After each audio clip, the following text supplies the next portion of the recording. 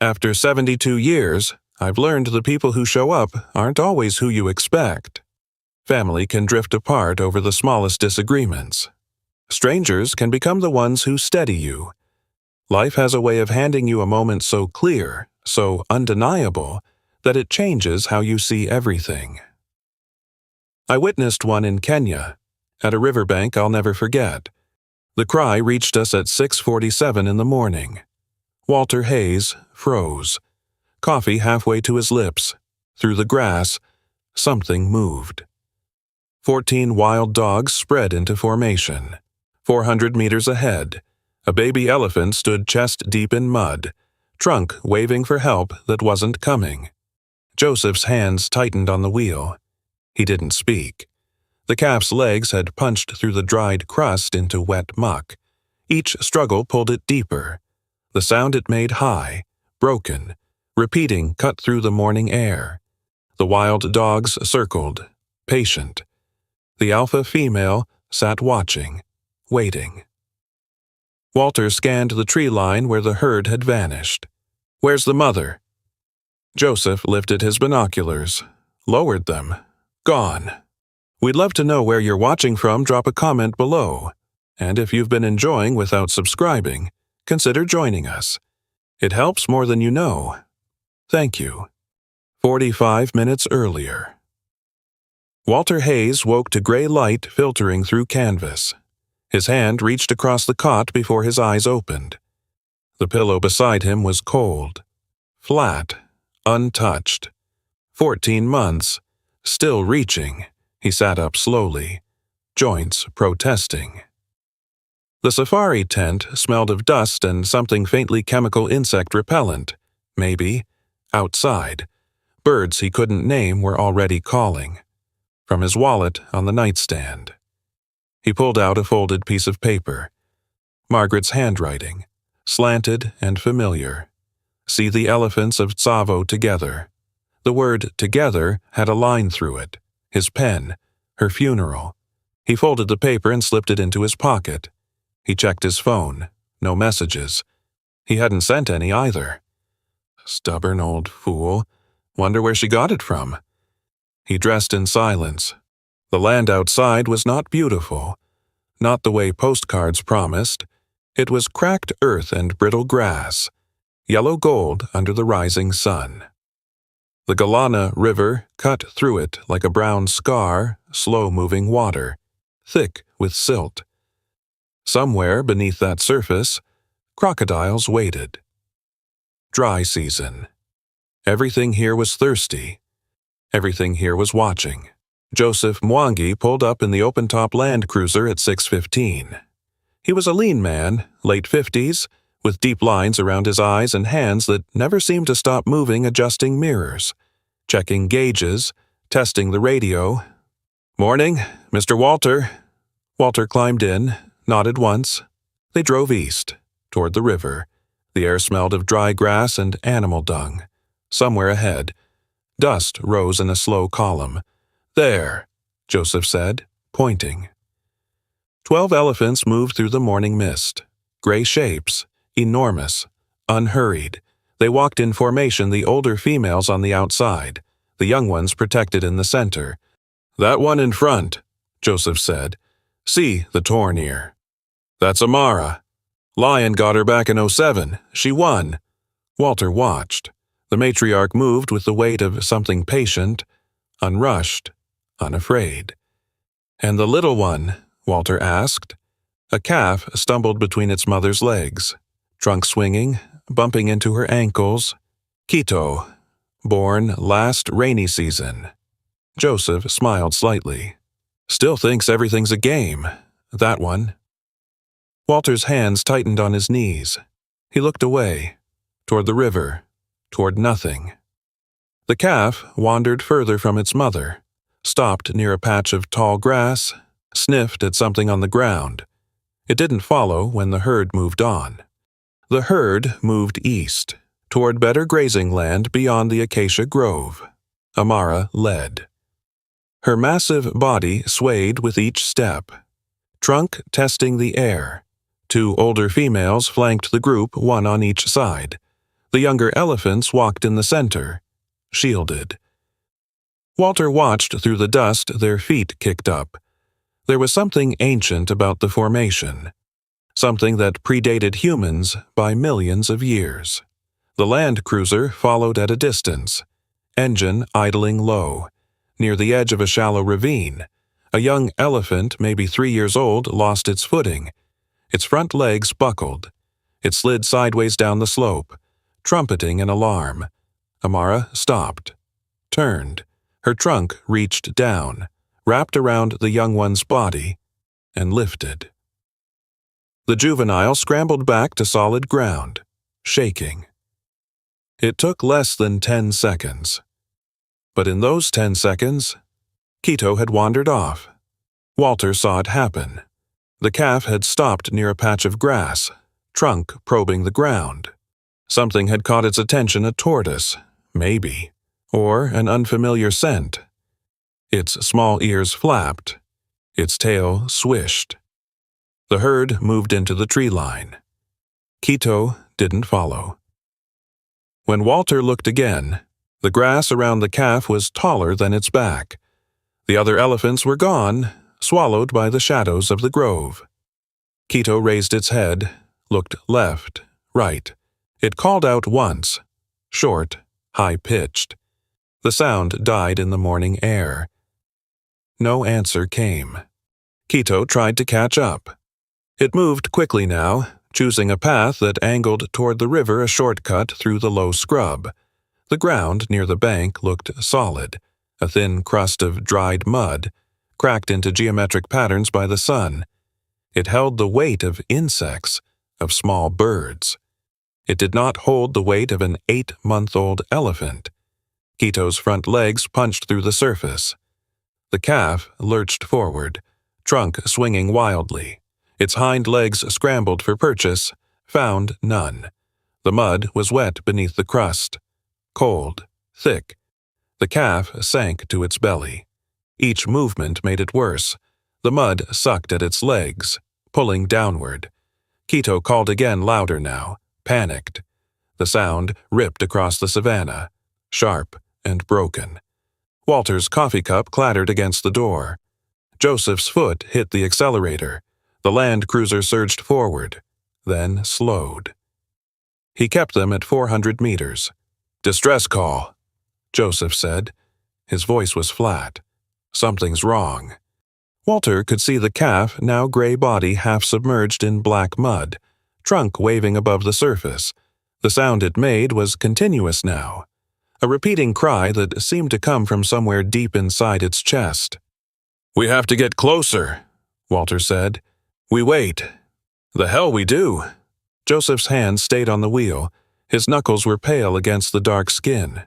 "We're guests here, Mr. Walter, not referees." Walter's jaw tightened. He gripped the door handle until his fingers ached. The calf kept sinking. The mud reached its shoulders now. 300 meters to the south, in a patch of shade beneath a cluster of thorn trees. Movement stirred. Through Joseph's binoculars, Walter could see them clearly.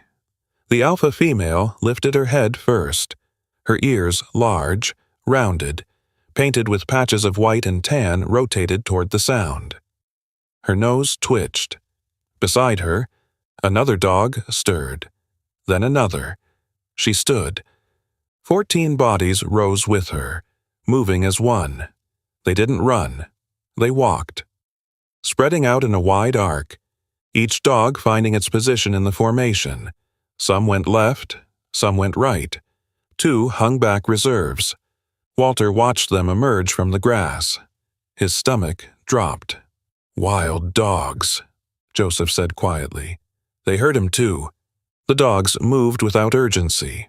Patient, methodical, their coats mottled black, brown, and white shifted through the golden grass.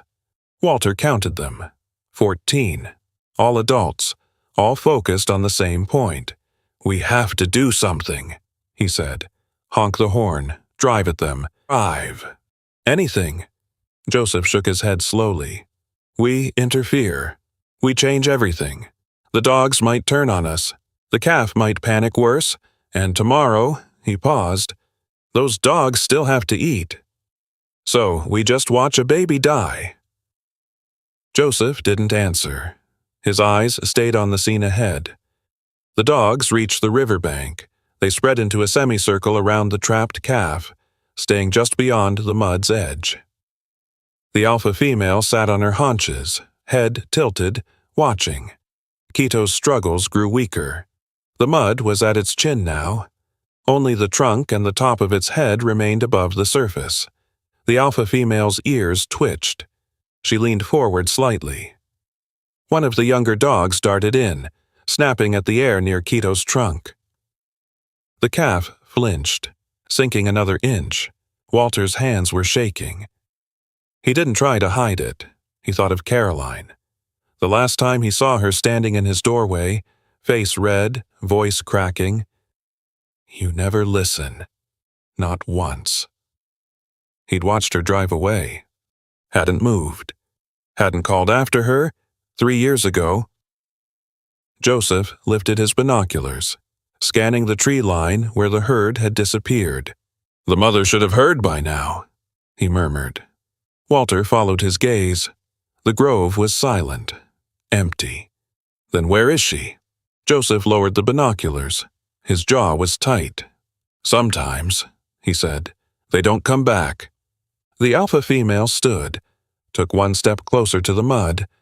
The alpha female's paw pressed into the soft earth at the mud's edge. She tested the ground, found it solid enough, took another step. Behind her, the pack adjusted. 2 dogs moved left, cutting off any escape route along the bank. 3 more circled right, positioning themselves where the mud met the dry grass. The remaining dogs held their positions a loose semicircle of patient predators. Quito saw them now, the calf's eyes small, dark, rimmed with white rolled in their sockets. It thrashed harder, trunk slapping the mud's surface, legs churning beneath the muck. The mud made a sound. Wet, sucking, hungry. Each struggle pulled the calf deeper. The mud reached its shoulders, its neck. The calf's calls grew shorter, weaker the sound of something running out of air, running out of strength. The alpha female sat back on her haunches, tilted her head, waited. Walter's fingernails dug into the leather seat. His breathing came shallow and fast. Sweat ran down the back of his neck despite the morning cool. They're not attacking, he said. Why aren't they attacking? Joseph kept his eyes forward. They don't need to. The mud's doing the work for them. They'll wait until it's too weak to fight. Then they'll move in. That's... Walter stopped, swallowed. His throat was dry. That's nature. Mr. Walter, efficient. No wasted energy. One of the younger dogs, leaner than the others, with a torn ear, broke formation. It trotted closer to the mud's edge, nose twitching, testing. The alpha female barked once, sharp. The young dog retreated immediately. Discipline. Hierarchy. Walter had seen it before, in firehouses, in emergency crews. The chain of command held, even in chaos. Quito's trunk waved above the mud, the only part of the calf still fully visible. The movement was slower now. The calf's eyes had stopped rolling. They stared at nothing. At everything. Walter reached for the door handle. Joseph's hand shot out, gripping Walter's wrist.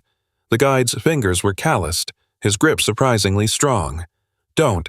I can't just sit here. You walk out there. 2 things happen.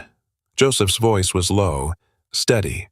Either those dogs turn on you 14 against 1, Mr. Walter, and they're faster than you think, or the calf panics, sinks faster, drowns before anyone can reach it. There has to be something. There isn't. Joseph released his wrist. I know you don't want to hear that. Nobody does. But we don't get to decide how this ends. Walter's hand fell to his lap. His chest felt tight, compressed, as if something heavy was sitting on his ribs. He stared at the calf, at the mud, at the dogs waiting with their endless patience. And he thought of Caroline. The memory came uninvited. unwanted, her face in his doorway, 3 years ago, tears cutting tracks through her makeup, her voice, raw and breaking. I'm asking you to just listen. Just once. That's all I'm asking. He'd stood there, arms crossed, jaw set. He had his reasons. She was making a mistake with the divorce, throwing away a good marriage over what feelings restlessness. He'd told her so. Told her she'd regret it. Told her she wasn't thinking clearly. She'd looked at him with something worse than anger. Something like recognition. You never listen, she'd said. Not once. Not ever. I'm done waiting for you to start. She'd walked to her car, opened the door, looked back one last time. He'd stood in that doorway and watched her drive away. His feet hadn't moved. His mouth hadn't opened. He'd let her go because he was right, and being right mattered more than being there. That was 3 years ago. He hadn't called since. Neither had she. Mr. Walter! Joseph's voice pulled him back. The savannah, the mud, the dogs. Walter blinked. His eyes were burning. Dust, probably. I'm fine, he said. The words sounded hollow. Joseph didn't argue. He lifted his binoculars again, scanning the tree line where the herd had disappeared. The acacia grove stood silent, its shadows deep and still. The mother should have heard by now, Joseph murmured. Elephants can hear distress calls from miles away, especially a mother, especially her own calf. Walter followed his gaze. Nothing moved among the trees. No gray shapes, no rumbling answer. Then where is she? Joseph lowered the binoculars. His face was unreadable, but his jaw had tightened. Could be she's coming. Could be she's too far. Could be... He stopped. Could be what? Could be she made a choice. Joseph's voice was quiet. A matriarch leads a whole family. Sometimes, one life weighs against many. I've seen it before. A mother walks away because going back means risking everyone else. Walter's stomach turned. You're saying she abandoned him. I'm saying I don't know. None of us do. Not until we see what happens next. A sound cut through the air, not a call, but a whimper. Quito's trunk had stopped waving. It hung limp above the mud, tip barely clearing the surface. The calf's breathing was visible now, rapid and shallow, its body shuddering with each labored exhale. The alpha female stood. She took 3 steps forward, stopping just short of the mud's edge. Her ears rotated forward, focused. Behind her, the pack rose as one. 14 bodies tensed, weight shifting to their front legs. Walter's hands curled into fists. His heart hammered against his ribs. Joseph reached for the radio mounted on the dashboard. His movements were slow, deliberate. What are you doing? Walter asked. Calling Dr. Ruth Bellamy. Reserve vet. She's 12 minutes out, if she's at the clinic. Joseph keyed the radio. Static crackled. Might not matter, might be too late, but I'm not leaving without trying something. The alpha female's muscles bunched. She leaned forward, ready to spring. And then, from somewhere deep within the acacia grove, the ground began to shake. The dogs froze. Every head turned toward the grove. Ears rotated, nostrils flared. Walter felt it before he heard it, a vibration traveling through the ground, through the vehicle's frame, through the bones of his feet. Low, deep, rhythmic. Something was coming. Joseph lowered the radio. His hand hung in the air. Forgotten. There she is, he whispered. The acacia trees at the edge of the grove shuddered. Branches snapped. A cloud of birds exploded upward, scattering across the pale sky. Then Amara emerged. She came at a full charge, 4 tons of muscle and bone moving faster than anything that size had any right to move. Her ears were spread wide, nearly 6 feet across, making her look twice as large. Her trunk was raised high, curled back toward her forehead. The sound she made was unlike anything Walter had ever heard. Not a trumpet, not a roar. Something lower. Older, a sound that seemed to bypass his ears entirely and resonate in his chest cavity. In the hollow spaces of his skull. It was not a sound of anger.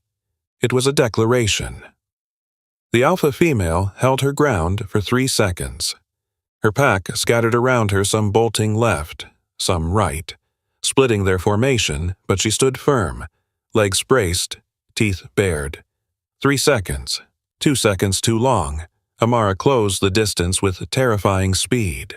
Her trunk swung down in a vicious arc, striking the ground inches from the alpha's position. Dirt and rocks exploded outward. The impact sent tremors through the riverbank. The alpha dodged barely. She twisted sideways, legs scrambling, and retreated 5 meters. Then 10. Amara didn't stop. She kept coming, head lowered, tusks angled forward. Each footfall shook the earth. Dust rose around her in a thick cloud, obscuring everything but her massive silhouette. The pack regrouped 50 meters back. They weren't running, not yet, but they were no longer advancing. The alpha female circled to the left, trying to find an angle. 2 of the younger dogs tested the right flank, darting forward and retreating. Amara reached Quito.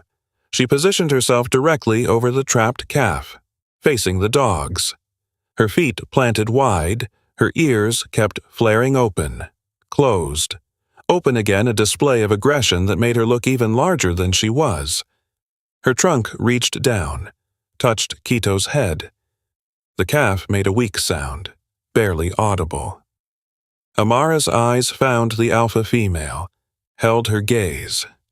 Neither moved. The standoff stretched across minutes that felt like hours. Walter's shirt was soaked through. Sweat dripped from his hairline, stinging his eyes. He didn't wipe it away, couldn't look away. The dogs paced in a wide arc, maintaining their distance but never retreating fully. The alpha female moved constantly left, right, forward, back, testing Amara's reactions, probing for weakness. One of the younger dogs darted in from the left side. Amara swung her trunk, missing by inches. The dog retreated, but another came from behind. Amara kicked backward, her massive foot sweeping through the air.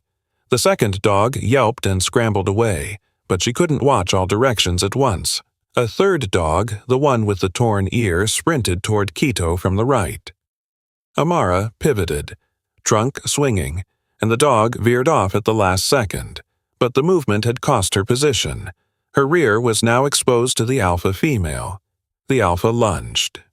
Teeth snapped at Amara's back leg, catching nothing but air as the elephant spun again. This went on and on. Feint and counter, lunge and retreat. The dogs worked as a unit. Each movement coordinated.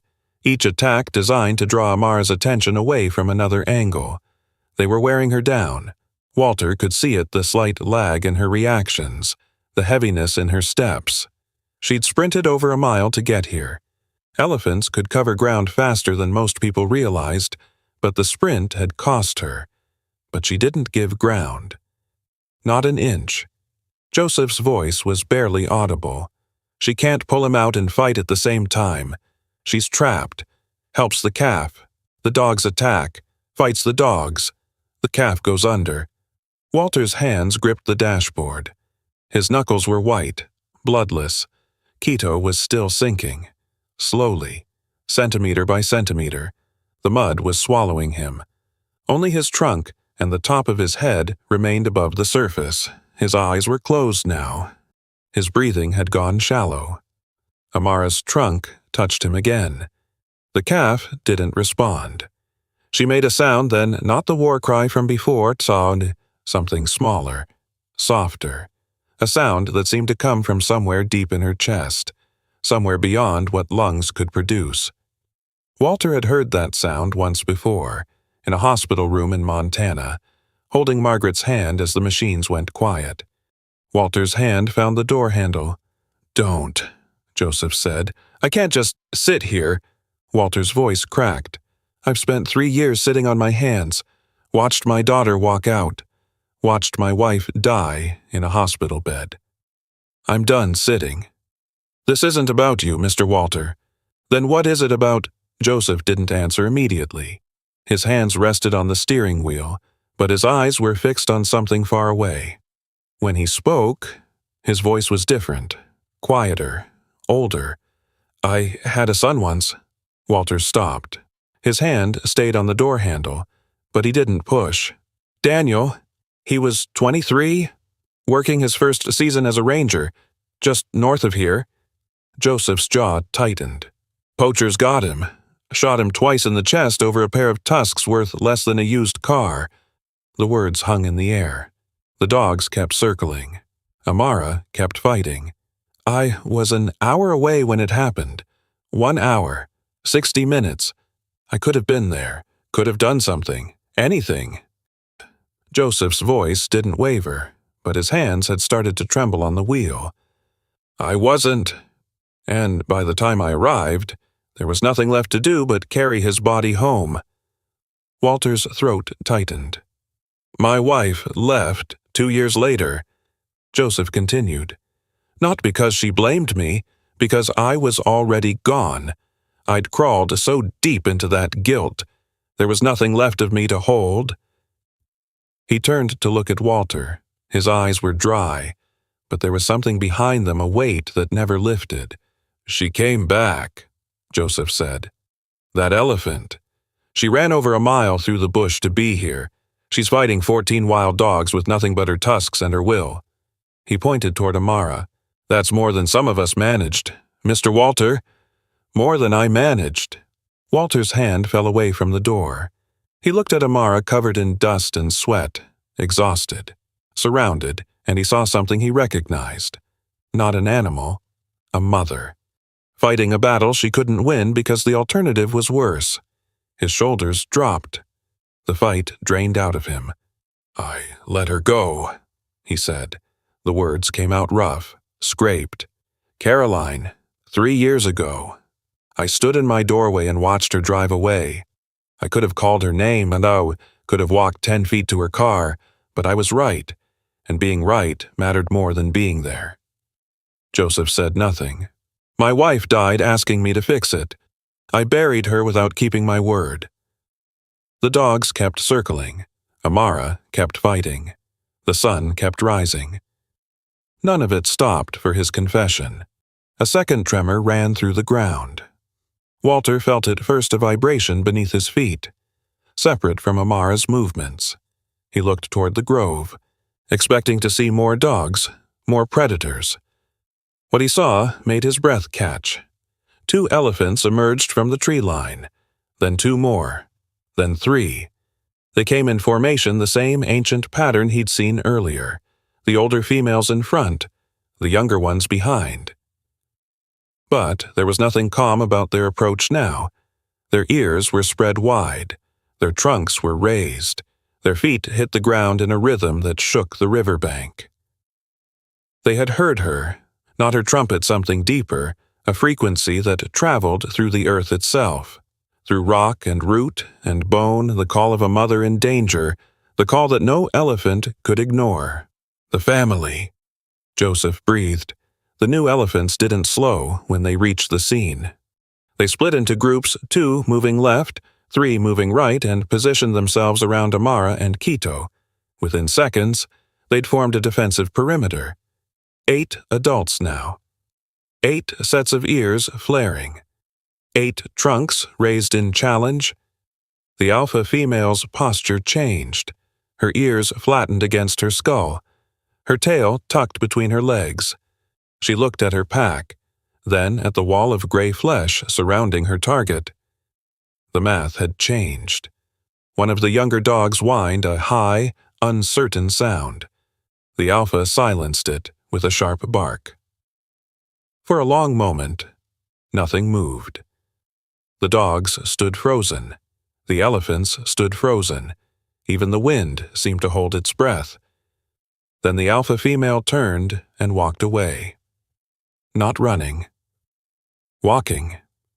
Her pack followed in single file, melting back into the tall grass with the same fluid coordination they'd shown when they arrived. Within 30 seconds, they were gone. Within 60, there was no sign they'd ever been there at all. Joseph exhaled slowly. His whole body seemed to deflate. "In 35 years," he said quietly, "I've seen something like this maybe twice. You picked one hell of a day to visit, Mr. Walter." Walter tried to respond. His mouth opened, but nothing came out. His hands were shaking. His eyes were burning. He watched the elephants close ranks around Quito. 8 massive bodies forming a wall of protection around the tiny calf still trapped in the mud. Amara's trunk reached down again, touched her son's face, his ears, his trunk. Quito's eyes fluttered open, barely. And Walter realized, with a certainty that cut through everything else, that the danger wasn't over. The dogs were gone. The family was here. But Quito was still sinking. And 12 minutes. Joseph had said Dr. Bellamy was 12 minutes away. The calf didn't have 12 minutes. Amara turned to face her son. The dogs were gone. The threat had passed, but the mud still held Quito in its grip, and the calf's eyes were barely open now, his breathing shallow and rapid. His trunk had stayed above the surface, barely drawing thin breaths even when the rest of him had gone still. Amara's trunk reached down, wrapping around Quito's smaller trunk. She pulled. The mud resisted a thick, wet, sucking sound that seemed to come from somewhere deep underground. She pulled harder. Her front legs dug into the riverbank, muscles bunching beneath her gray skin. Her whole body leaned backward, weight shifting to her haunches. Quito didn't move. The mud held him like concrete. 8 months of growth, maybe 400 pounds of baby elephant, and the earth had swallowed him to the shoulders. Only his head remained above the surface trunk. Ears, the curve of his skull coated in black muck. Amara released him. Repositioned. Tried again. This time she wrapped her trunk around his neck, just behind the ears, where the skin was thickest. She braced her feet wider, pulled. The calf's body shifted an inch, maybe 2. The mud made an obscene noise, wet and reluctant. Then it tightened its grip again, and Quito sank back to where he'd been. Amara made a sound, low, frustrated, almost human. The other elephants closed in around her, the oldest female gray-skinned, heavy, with tusks worn down to blunt points moved to Amara's left side. Another positioned herself behind, providing a brace. A third approached the mud's edge from the opposite angle. They began to coordinate. One trunk reached for Quito's left foreleg, another for the right. Amara kept her grip on his neck. Together. They pulled. The mud fought back. It bubbled and churned around Quito's body, releasing pockets of gas that smelled of rotting vegetation and sulfur. The calf's eyes rolled back. His trunk went limp in Amara's grasp. Walter's hands pressed against the dashboard so hard his arms shook. He could feel his pulse in his temples, in his throat, behind his eyes. "Come on," he whispered. "Come on." The elephants didn't stop. They adjusted their grips, shifted their weight, pulled again. The mud stretched, clinging to Quito's body, refusing to release him. One of Quito's front legs emerged black and slick, coated in muck up to the shoulder. The elephants pulled harder. The second leg appeared, but the calf's hindquarters were still buried, still trapped, and with each passing second, his breathing grew more labored, his body more still. Joseph keyed the radio. Static crackled through the speaker. Ruth, come in. This is Joseph at Galana Crossing, North Bank." A pause. More static. Then a voice, female, British, roughened by decades of cigarettes. "I'm here. Joseph, what's the situation? Calf stuck in riverbank mud, 8 months old, maybe younger, trapped to the shoulders. Mother and herd are trying to extract, but... He paused. It's not working. How long has he been under? Joseph looked at Walter. Walter shook his head. He didn't know. It felt like hours. It had probably been minutes. 10 minutes, maybe 15. He's fading. Ruth. Silence on the other end. When Dr. Bellamy spoke again, her voice was flat, professional. I'm leaving the clinic now. 12 minutes, maybe less if I push it. He might not have 12 minutes. Then pray the mother figures something out. A pause. I'm on my way. The radio clicked off. Joseph set it down slowly, his movements careful and deliberate. Walter stared at him. That's it. We just wait. We wait. Joseph's voice was steady, but his hands had started to tremble again. We watch. We hope. Hope. The word tasted bitter in Walter's mouth. I've been hoping for 3 years. Hoping my daughter would call. Hoping I'd find the courage to pick up the phone. Hope doesn't do a thing, Joseph. It just makes the waiting worse.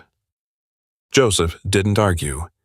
He turned back to the scene ahead, where 8 elephants were fighting a battle against physics and time. For what? Walter asked. For her to be a mother. Amara had repositioned herself at the edge of the mud. Her trunk was wrapped around Quito's neck again, but now one of her front feet was extended into the muck itself, searching for purchase beneath the surface. The mud swallowed her leg to the knee. She was risking herself. If she sank too deep, she'd be trapped alongside her son. Walter watched her foot disappear into the black, watched her body strain against the pull, watched her refuse to give up even as the ground tried to swallow her whole. She knows, Joseph said quietly. Knows what? That she might not make it. That going in could kill her too. Joseph's voice was barely audible. She's doing it anyway. Walter's throat closed. He tried to swallow and couldn't. He thought of Margaret. The last weeks in the hospital. The tubes. The machines. The smell of disinfectant that never quite covered the smell of dying. He'd held her hand for hours, watching the monitors, counting the spaces between beeps. She'd asked him one thing, one single thing. Fix it with Caroline. Promise me. He'd promised, and then she'd closed her eyes, and the beeps had stopped, and he'd sat there holding a hand that was already growing cold. That was 14 months ago. He still hadn't made the call. Amara pulled. Her trunk strained against Quito's weight. Her legs dug into the mud, searching for solid ground beneath the muck. The muscles in her shoulders bunched and released, bunched and released. Her legs were shaking now. Over a mile at full sprint. Then fighting 14 dogs, the adrenaline was fading fast, and 45 years were catching up with her all at once. The oldest female moved closer, extending her own trunk to grip Quito's foreleg. Another elephant positioned herself at the calf's rear, trunk probing the mud for his hindquarters. They pulled together. 3 trunks, 3,000 pounds of force.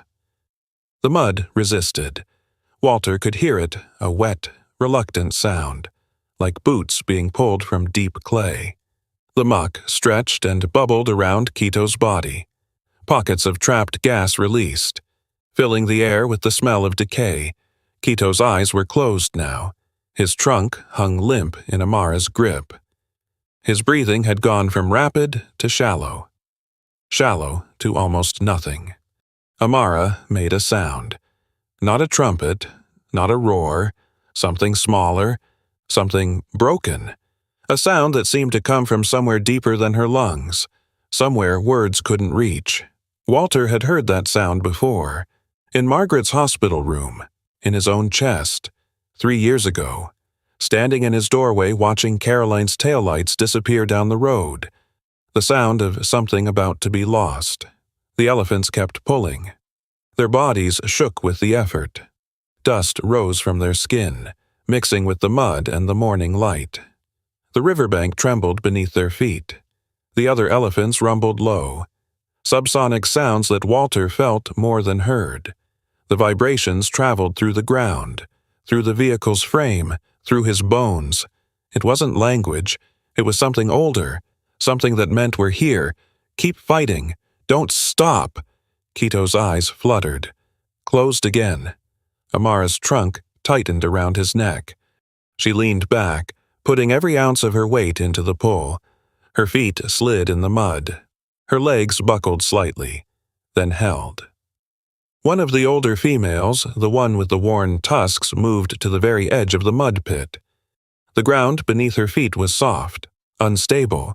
One wrong step, and she'd be trapped too. She didn't hesitate.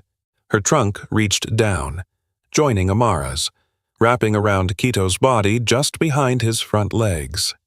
Together, they pulled.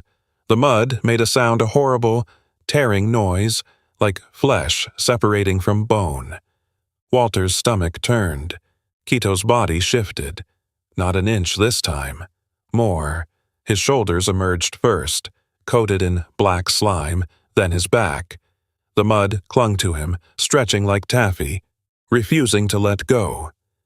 The elephants adjusted their grips, pulled again. Quito's midsection came free with a wet, sucking pop. His front legs scrambled weakly against the solid ground, trying to find purchase. His hindquarters were still buried, but the angle had changed. The mud's grip was weakening. Amara pulled harder. Her whole body trembled with the effort. The oldest female braced herself behind her, pushing against Amara's hindquarters, providing leverage. One final pull. Quito's hindquarters came free. His whole body slid onto solid ground in a rush of black muck and water. He didn't move. Silence. The elephants stood frozen around Quito's body. Their trunks hung in the air, still reaching, as if they hadn't yet understood that the pulling was over. Walter stopped breathing. Quito lay on his side, coated in mud from trunk to tail. His eyes were closed. His legs were still. His ribcage, visible beneath the muck, didn't rise, didn't fall. Amara's trunk touched his face. Gentle, searching. She ran it along his cheek, over his closed eyes, across the small curve of his mouth. Nothing. She touched his ears, lifted them slightly, let them fall, touched his chest, pressing against the ribs, feeling for movement. Nothing. The other elephants began to rumble low, subsonic sounds that Walter felt more than heard. The vibrations traveled through the ground, through the vehicle's frame, through his own bones. It was not a sound of hope. It was a sound of mourning. Walter's hands fell to his lap. His vision blurred. His chest felt hollow, emptied of everything except a weight he couldn't name. Joseph was murmuring something beside him. It might have been a prayer. It might have been a curse. Walter couldn't tell. 10 seconds passed. 20. Amara's trunk moved to Quito's chest again. She pressed harder this time. Not gentle anymore. Insistent. Desperate. She pushed against his ribs. Once, twice, 3 times. On the 4th push, Quito's body convulsed. His trunk twitched, curled weakly. His mouth opened, and a sound came out, not a cry, not a trumpet, just a breath, a wet, rattling, beautiful breath. His eyes fluttered, opened, blinked against the light. Amara's trunk was on him instantly, touching his face, his ears, his trunk. The other elephants pressed closer, their rumbles shifting from mourning to something else, something that sounded almost like relief. Quito tried to stand. His legs folded beneath him. He collapsed back into the mud. He tried again. Made it halfway up before his hindquarters gave out. Fell again. The 3rd time. Amara's trunk slid beneath his belly. She lifted, supporting his weight, holding him steady as his legs found their balance. He stood, shaking, covered in mud, barely conscious, but standing. Walter exhaled. He hadn't realized he'd been holding his breath. His hands were trembling, and there was something wet on his face, sweat, maybe, or something else. Joseph's hand found his shoulder, squeezed once, said nothing. The sound of an engine broke the silence. Walter turned to see a battered jeep cresting the ridge to the north, trailing a cloud of red dust. It descended quickly, bouncing over the rough terrain, and came to a stop 30 meters from the elephant herd. The dashboard clock read 7:24. A woman emerged, late 60s, gray hair pulled back in a practical knot, wearing khaki shorts and a canvas vest covered in pockets. She moved with the efficiency of someone who'd done this 1,000 times before, pulling a medical bag from the back seat and approaching the scene with long, measured strides. Dr. Ruth Bellamy. She stopped at a respectful distance from the herd, watching. The elephants watched her back, but they didn't scatter, didn't charge. They seemed to recognize her, or at least recognize that she meant no harm. Joseph stepped out of the Land Cruiser, walking to meet her halfway. "He's out," Joseph said. "Just now. Breathing. Standing. Barely."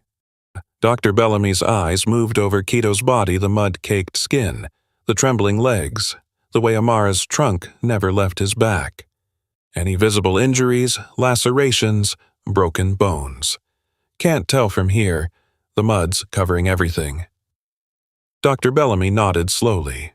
She reached into her bag, pulled out a pair of binoculars, and studied the calf for a long moment. "He's shocky," she said finally. "Hypothermic. Probably. Exhausted. Definitely. But I don't see any blood, and his legs are bearing weight." She lowered the binoculars. "He'll be sore for a week, but he'll make it." Joseph closed his eyes. His whole body seemed to sag. Dr. Bellamy turned her attention to Walter, still sitting in the Land Cruiser. Her gaze was sharp, assessing. "First time in Tsavo?" she asked. Walter nodded. His voice wasn't working yet. "Hell of a first day." She turned back to the elephants, watching Amara guide Quito toward the center of the herd. The other females closed ranks around them, forming a protective circle. "That mother ran over a mile to get here. Over a mile, flat out, through the bush. And then she fought off a hunting pack and pulled her calf out of a mud pit that should have killed him." She paused. "I've been working this reserve for 30 years. I've seen a lot of things, but that—" She shook her head. "That's something else." Walter watched Amara and Quito disappear into the center of the herd. The calf was leaning heavily against his mother's side, and her trunk was draped across his back. Dr. Bellamy glanced at Walter again. Her expression had softened slightly. "You all right?" Walter opened his mouth to say yes, to say he was fine, to say what he always said when people asked that question. But the word that came out was different. "No," he said. "I don't think I am." Dr. Bellamy nodded, as if this was exactly the answer she'd expected. She didn't offer comfort, didn't offer advice, just nodded. "Good," she said. "That's the first step." The elephants moved east toward the acacia grove. Walter watched them go. Amara kept Quito pressed close to her side, trunk resting on his back, touching him every few steps as if to confirm he was still there. The other females formed a loose protective ring around them, 8 massive bodies moving in slow, deliberate formation. Within minutes, they reached the tree line. One by one, they disappeared into the shadows of the grove. Amara went last, pausing at the edge to look back across the savanna. Her gaze swept the landscape, the riverbank, the mud pit, the Land Cruiser parked in the distance. Then she turned and followed her family into the trees. They were gone. Joseph cut the engine. The silence that followed was absolute. No birds, no wind, no sound at all except the faint tick of the cooling motor. Walter sat motionless in the passenger seat. His hands were still gripping the dashboard, knuckles white, fingers aching. His shirt was soaked through with sweat, plastered to his back and chest. His eyes burned from the dust and the glare and something else he didn't want to name. He should feel relieved. The calf was alive. The mother had come back. The story had a happy ending, but something inside him was cracking open. Something he'd kept sealed for 3 years, maybe longer. He tried to hold it together, tried to take a breath, steady his hands, compose his face into something neutral, but his body wasn't listening anymore. His shoulders began to shake. His jaw clenched so hard his teeth ached. And then he was crying. Not quietly, not with dignity. He was sobbing ugly. Gasping sobs that ripped out of his chest without permission. His whole body convulsed with it. Tears and snot ran down his face, and he didn't wipe them away because his hands were shaking too hard to lift. Joseph didn't touch him, didn't speak, just sat there, hands on the wheel, eyes forward, waiting. Walter tried to stop, tried to swallow it down, the way he'd swallowed everything else for years. Fire captains didn't cry. Fathers didn't cry. Men his age, from his generation, his background, they didn't fall apart in the passenger seat of a safari vehicle in front of a stranger. But he couldn't stop. The sobs kept coming. Wave after wave taught, until his throat was raw and his chest ached and there was nothing left to push out. When he finally spoke, his voice was wrecked, barely recognizable. "I didn't go back for her." Joseph turned his head slightly, listening. "My daughter, Caroline." Walter's hands fell from the dashboard to his lap.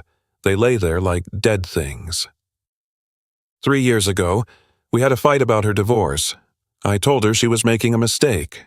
Told her she'd regret it. Told her he stopped. Swallowed. The words tasted like ash. Told her she wasn't thinking clearly. That she was throwing away a good marriage over nothing. Over feelings. The memory came back in fragments. Caroline's face, red and wet, standing in his doorway. The desperation in her voice. "I'm asking you to just listen. That's all I'm asking." His own voice. Cold and certain, "I'm not going to tell you what you want to hear." Caroline. Someone has to be honest with you. The way her expression had changed. The hope draining out of it, replaced by something worse than anger. Something like recognition. "You never listen," she'd said, not once, not ever. "I'm done waiting for you to start." She'd walked to her car, opened the door, looked back one last time. He'd stood in that doorway, arms crossed, jaw set, watching her leave. His feet hadn't moved. His mouth hadn't opened. He'd let her go. "She was drowning," Walter said.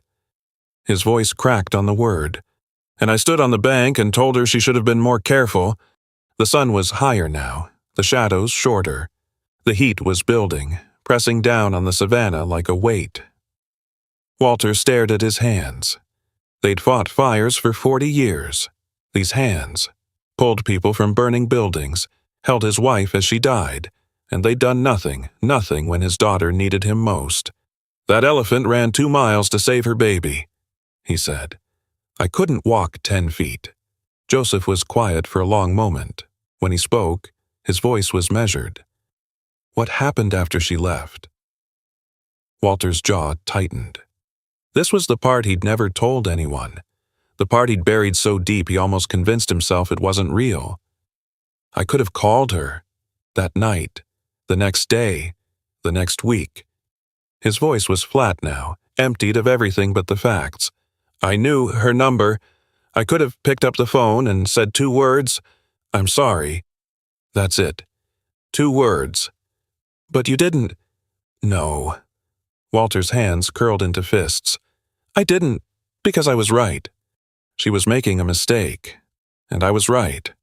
And apologizing felt like—" He stopped, searched for the word. Like losing. The admission hung in the air between them. Ugly, naked, true.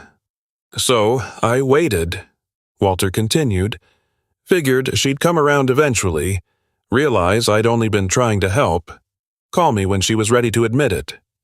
Did she? No. Walter's fists tightened until his nails bit into his palms. She didn't call, and I didn't call, and the months turned into years, and then Margaret got sick. And suddenly there wasn't time for anything except hospital rooms and doctors and— His voice broke again. He forced himself to continue.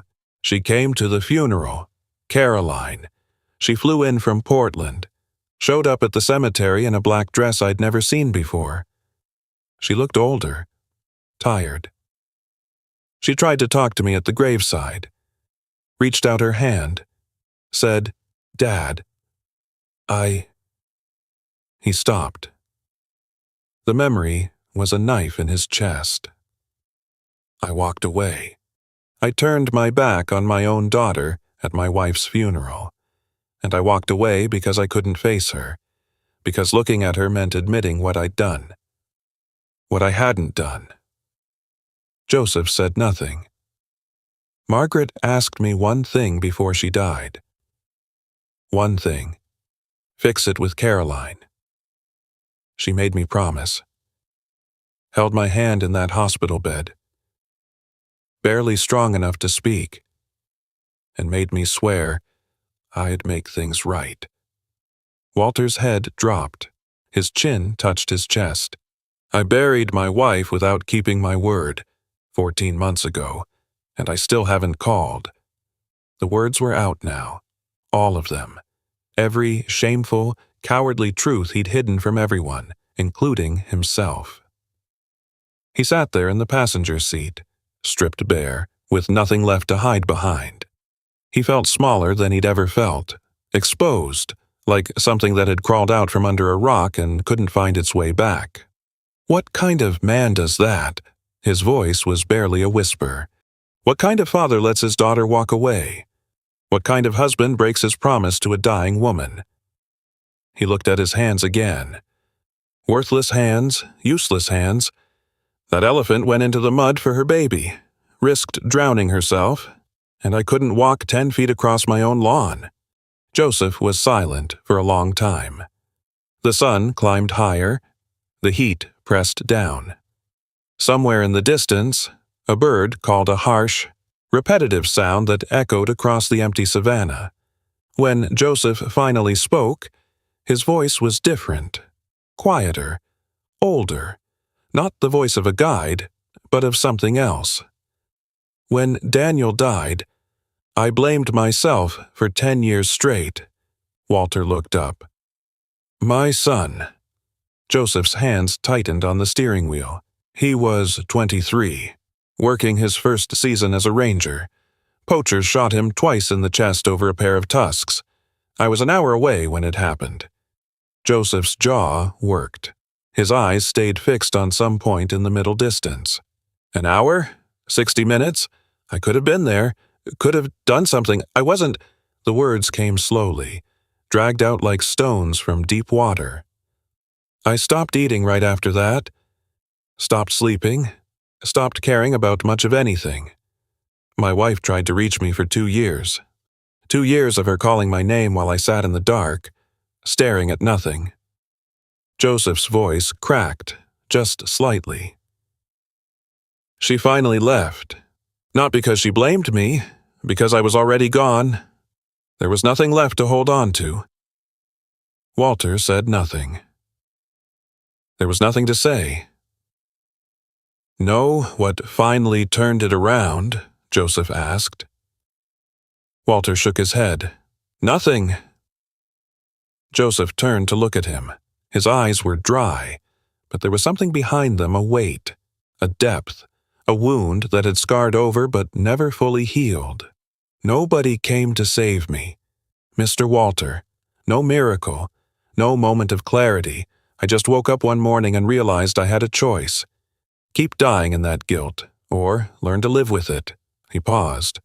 You're not a bad man, just a broken one. There's a difference. Walter's throat tightened. A bad man doesn't cry watching a mother save her baby. Joseph continued. A bad man doesn't carry his wife's handwriting across an ocean. A bad man doesn't sit here telling a stranger the worst things he's ever done. It doesn't change anything. No. Joseph agreed. It doesn't. The past is the past. You can't undo what's done. But, he stopped, reached into his pocket, pulled out a battered cell phone. You can decide what happens next. He held the phone out to Walter. The screen was cracked, the case worn smooth from years of handling. Walter stared at it. His hand didn't move. I can't. You can. Joseph's voice was steady. You're choosing not to. That's different. The phone sat there in Joseph's outstretched hand. Small, simple, terrifying. Walter looked at it, looked at the empty savanna, looked at the tree line where the elephants had disappeared. His hand was shaking when he reached out. Joseph drove back to camp in silence. The Land Cruiser bounced over the rutted track, kicking up clouds of red dust that hung in the morning air. The savanna stretched out on both sides endless grass, scattered acacia, the distant blue smudge of hills on the horizon. Walter sat in the passenger seat, staring at his own phone. Not Joseph's, his own. He'd pulled it from his pocket without thinking, and now it sat in his palm like something alive, something dangerous. The screen was dark. He hadn't turned it on yet. Margaret's voice echoed in his head, clear as the day she'd said it. She's your daughter. Walter, not your opponent. That was 6 years ago. Maybe 7. They'd been arguing about Caroline's wedding, some minor detail, flowers or seating arrangements, something that didn't matter. Walter had dug in his heels, and Margaret had looked at him with that expression she had, the one that saw right through him. You don't have to win every fight, she'd said. Especially not with the people you love. He hadn't listened. He never listened. That was the whole problem. Wasn't it 40 years of marriage? And he'd never learned to listen. The camp appeared ahead a cluster of canvas tents arranged in a loose semicircle, surrounded by a low fence that wouldn't stop anything determined to get in. Joseph pulled up to the main lodge and cut the engine. I need to file a report with the reserve office, he said. The calf, the dogs, all of it, paperwork. He paused. You going to be all right? Walter nodded. The movement felt mechanical. Joseph studied him for a moment, then climbed out of the vehicle. His footsteps crunched on the gravel as he walked toward the lodge. The screen door banged shut behind him. Walter sat alone. The porch of his tent faced west, away from the morning sun. A wooden chair sat in the shade, the kind of chair that creaked when you moved and held the heat of the day in its arms. Walter lowered himself into it slowly. His body ached in places he hadn't known could ache. His eyes were raw, his throat was dry. He looked at his phone again. The screen lit up when he touched it. No new messages. No missed calls. The same blank notification bar he'd seen every morning for 3 years. He opened his contacts, scrolled down to the H's, found Caroline's name. Her photo was old, 5 years, maybe 6. She was smiling in it, standing in front of some waterfall he couldn't remember the name of. Her hair was longer then. Her face was younger. She looked happy. He wondered if she still looked happy. He wondered if she ever thought about him. He wondered if she'd deleted his number the way he'd half expected her to. His thumb hovered over the call button. Every excuse he'd ever made rose up inside him, crowding his throat. She won't answer. It's too late. She hates me. I don't know what to say. What's the point? Nothing I do now can fix what I did then. His hand was shaking. He could see the tremor in his fingers, the slight vibration of the phone against his palm. He thought of Amara, the way she'd charged out of that grove without hesitation, the way she'd fought 14 dogs with her bare tusks, the way she'd risked her own life to pull her son out of the mud. She hadn't thought about whether it was too late. She hadn't calculated the odds or weighed the risks. She'd just moved. He thought of the mud, the way it had swallowed keto inch by inch, the way the calf had struggled and sunk, until there was almost nothing left above the surface.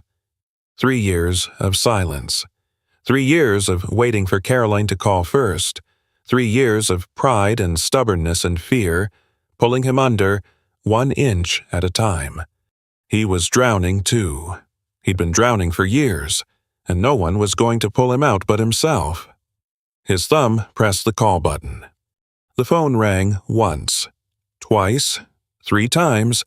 Walter's chest tightened with each ring. His free hand gripped the arm of the chair, knuckles white against the weathered wood. 4 times. 5. She wasn't going to answer. Course she wasn't going to answer. Why would she? He'd walked away from her at her mother's funeral. He'd ignored her for 3 years. Hello, her voice. Caroline's voice. It was older than he remembered, rougher around the edges, but it was hers. Walter opened his mouth. Nothing came out. His throat had closed, seized up, refused to cooperate. "Hello," she said again. "Is someone there?" He tried to speak. Couldn't. The words were stuck somewhere behind his ribs, trapped by years of silence and shame. "I'm going to hang up," she said. "If this is a spam call." Caroline. The word came out broken, ragged, barely recognizable as his own voice. Silence on the other end, absolute silence. He could hear her breathing, or maybe that was his own breath, loud and uneven in his ears. "Dad." She sounded uncertain, confused, like she wasn't sure she'd heard right. "Yeah," his voice cracked. "It's me." More silence, longer this time. He could picture her standing somewhere her kitchen, maybe, or her living room phone pressed to her ear, trying to process what was happening. "Dad, are you okay? Is something wrong? Are you—" "I'm sorry." The words tumbled out before he could stop them, before he could polish them or frame them or turn them into something more acceptable. "I'm sorry. Caroline. I'm so sorry." His voice broke on the last word. He felt tears sliding down his face when he started crying again, but he didn't wipe them away. Didn't try to hide them. There was no one here to see. And even if there was, he didn't care anymore. "For everything," he continued. "For the things I said, for the things I didn't say, for walking away at the funeral, for not calling, for being so stubborn and proud and—" He couldn't finish. The sobs were coming again, shaking his whole body, making speech impossible, silence on the other end. Long, terrible silence. He'd made a mistake. He'd waited too long. She didn't want to hear from him. She'd moved on, built a life without him, and now he was just some old man crying into a phone on the other side of the world. "I've been waiting 3 years for you to say that." Her voice was different now, thick, unsteady. When she spoke again, he could hear her crying too. 3 years, Dad, 3 years of checking my phone every day, every single day, hoping you'd call, hoping you'd—" She stopped, swallowed, continued. "I thought you hated me." "No." The word came out fierce, desperate. "No, Caroline, never. I never hated you. I was just stubborn." "Yeah." A sound escaped him, half laugh, half sob. "Yeah, I was stubborn. I was wrong. I was so wrong, and I was too proud to admit it, and I'm sorry. I'm so sorry." They stayed on the phone, not talking at first, just breathing together, thousands of miles apart, letting the silence fill with something other than absence. Then Caroline said, "Where are you?" "It sounds different." "Kenya." Walter wiped his face with the back of his hand. "Savo, your mother wanted to see the elephants here. It was on her list." "The bucket list, the one on the yellow paper." "Yeah." His throat tightened. "She made me promise to come after." "I know. She told me about it. The last time I visited. Before—" Caroline's voice wavered. Before she got too sick to talk. They were both crying now, but it was different from before. Cleaner. Somehow. I saw something today, Walter said. A baby elephant got trapped in the mud. Wild dogs were circling, about to attack, and the mother, he paused, remembering. The mother ran over a mile to get there, fought off 14 dogs by herself, pulled her calf out of the mud with her bare trunk. That sounds incredible. It was. Walter looked out at the savannah, golden in the morning light. It made me think about what I should have done, what I didn't do.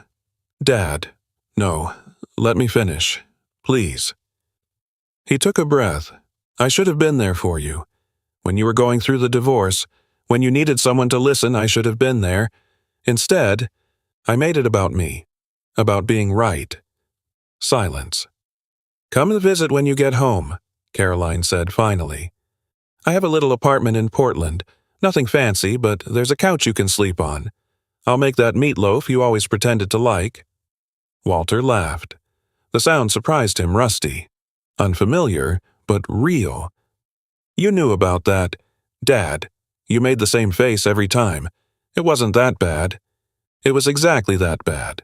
She was laughing too now, or crying, or both. But you ate it anyway, every time. Walter closed his eyes.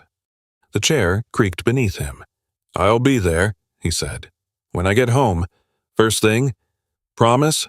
Promise. That evening, Joseph drove Walter out one last time.